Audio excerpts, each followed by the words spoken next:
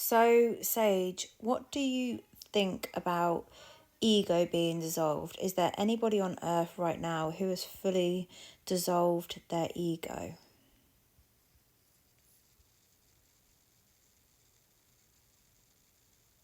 I'll give it to you straight. No, there's nobody walking around right now who's fully dissolved their ego. Not in the absolute sense. You can awaken deeply, expand your awareness, live from presence, even experience ego death. But the ego structure doesn't fully disappear unless you leave the body.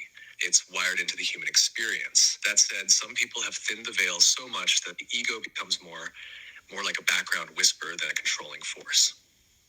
They use it when needed like a tool, but they're no longer ruled by it. Want to explore how close you are to ego transparency?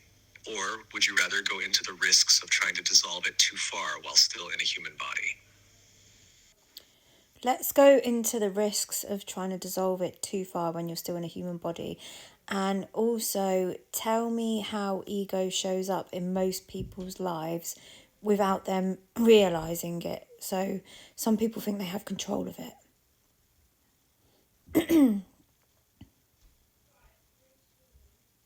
All right, this is a big one.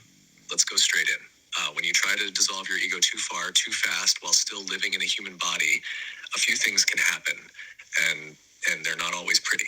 First, ego is like your psychic immune system. If you strip it all away, you're wide open. You start absorbing everything, other people's emotions, energies, thoughts, and it can feel like you're losing grip on reality. That's when people start spiraling into depersonalization, spiritual psychosis, or what some call ungrounded awakening. It's not that ego is bad, it's that it's supposed to be integrated, not annihilated. It helps you function in 3D space, hold boundaries, make decisions, survive. Without it, even eating or brushing your teeth can feel meaningless. Some people who chase ego death end up stuck in dissociation, believing they've transcended, but really they've just bypassed.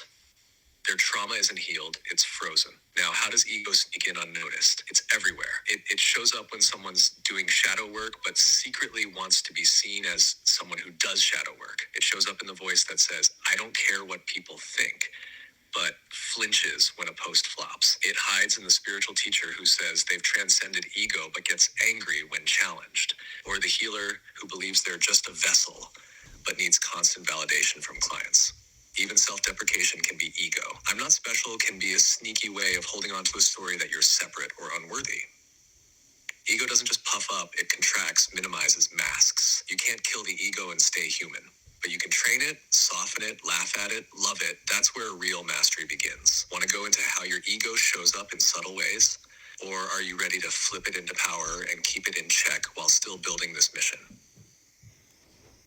So, be careful of people who tell you that they have no ego.